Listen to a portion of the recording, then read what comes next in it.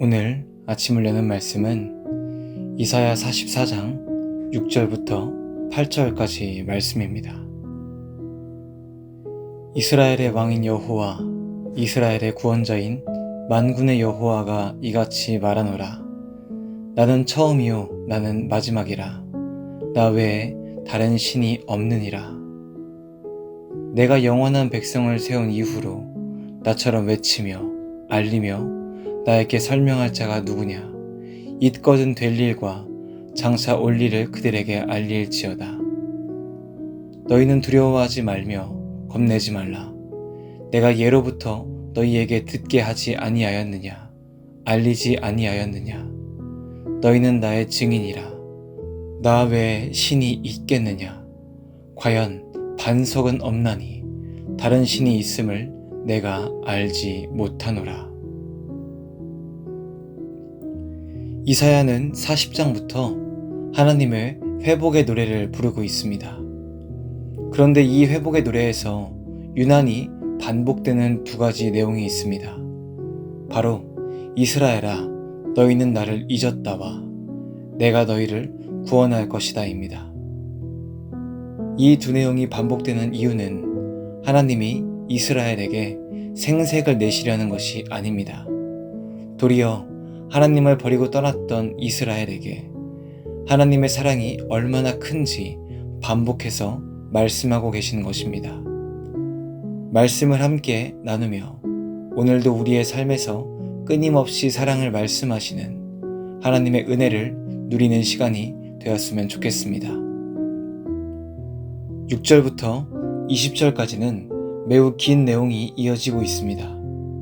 하나님은 이사야의 입을 통해 이스라엘 사람들이 의지하는 우상이 얼마나 더덥고 허망한지에 대해서 말씀하십니다. 우상의 허망함을 알려주는 대표적인 절이 있습니다. 15절 말씀입니다. 이 나무는 사람이 땔감을 삼는 것이거늘 그가 그것을 가지고 자기 몸을 덮게도 하고 불을 피워 떡을 굽기도 하고 신상을 만들어 경배하며 우상을 만들고 그 앞에 엎드리기도 하는구나. 두 가지 표현이 대조를 이루고 있습니다. 사람이 땔감을 삼는다, 그리고 신상을 만들어 경배한다입니다. 첫 번째 표현을 보면 사람은 나무를 통제할 수 있습니다. 그런데 두 번째 표현을 보면 사람은 그 나무 신상의 지배를 받고 있습니다. 17절을 보면 사람은 나무로 만든 우상에게 말합니다. 너는 나의 신이니 나를 구원하라. 성경이 말하는 우상은 무엇입니까? 나무로 만든 신상입니까? 아닙니다. 나무를 깎아 신을 만들고 경배하는 사람의 허영과 무지함이 우상의 시작입니다. 나무로 만든 우상에게 책임이 있는 것이 아니라 그것을 신이라 믿으며 경배하는 사람에게 책임이 있다는 것입니다. 오늘의 말씀 8절은 우리에게 도전을 주고 있습니다. 하나님은 8절에서 하나님의 백성 이스라엘에게 이렇게 말씀하십니다. 너희는 두려워하지 말며 겁내지 말라. 내가 예로부터 너희에게 듣게 하지 아니하였느냐, 알리지 아니하였느냐.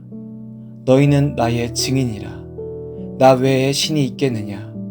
과연 반석은 없나니 다른 신이 있음을 내가 알지 못하노라. 하나님은 이렇게 말씀하십니다. 나 외에는 신이 없다. 내가 참 반석이다. 그리고 너희가 나의 증인이다. 하나님의 백성은 하나님께서 살아계시다는 사실의 증인입니다. 성도의 삶을 통해서 하나님의 살아계심이 드러나야 한다는 것입니다. 더 나아가서 하나님의 사람들은 우상이 거짓 신임을 보여주는 증인이 되어야 합니다. 하지만 대부분의 성도들은 우상의 거짓됨을 보여주지 못합니다. 물질, 힘, 명예, 사람들의 존경 등 세상의 우상을 섬기는 세상 사람들과 별다른 모습을 보여주지 못하기 때문입니다. 하나님은 우리를 증인으로 부르셨습니다. 증인으로 부름받은 우리는 하나님만 의지하는 삶이 얼마나 아름다운지를 보여줘야 하는 책임을 가져야 합니다. 다투지 않고 용서하는 삶, 더 가지려 하지 않고 나눠주는 삶, 슬픔을 넘어 하나님과 함께 기뻐하는 삶, 이러한 모습을 통해 하나님의 사람이 내뿜는 빛을 다른 사람에게 보여주어야 한다는 것입니다. 사랑하는 성도 여러분, 여러분의 삶의 모습은 어떻습니까? 오늘 우리의 삶의 모습이 하나님의 증인의 모습이 되기를 소망합니다. 우리의 삶의 말과 행동과 모든 것이 세상에 하나님을 드러내는 빛과 소금의 모습이 되기를 원합니다. 오늘 우리의 모습을 통해 하나님께서 영광 받으시고 세상의 주만을 바라보는 역사가 일어나기를 소망합니다. 하나님의 증인으로서 바른 삶을 살아가시는 여러분이 되시기를 주님의 이름으로 간절히 소망합니다.